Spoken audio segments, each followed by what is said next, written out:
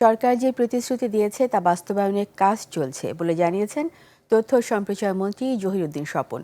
বরিশালে আগৈলঝাড়া উপজেলা পরিষদ হল রুমে ঈদুল আজহা উপলক্ষে এক সভায় তিনি বলেন, গত ২০ বছরে দেশে বিতরণ হওয়া ঋণের প্রায় ৩০% খেলাপিতে পরিণত হয়েছে।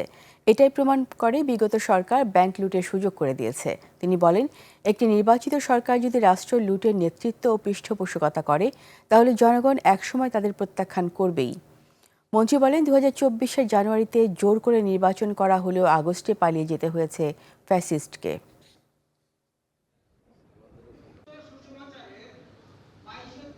একটা দেশের নির্বাচিত সরকার যদি রাষ্ট্রকে লুট করার জন্য লুটেরাদেরকে নেতৃত্ব দেয়, পৃষ্ঠপোষকতা দেয়, তাহলে সেই সরকারকে যখন মানুষ চিনে ফেলে তখন তার যা পরিণতি হওয়া দরকার সেই পরিণতি হয়েছে।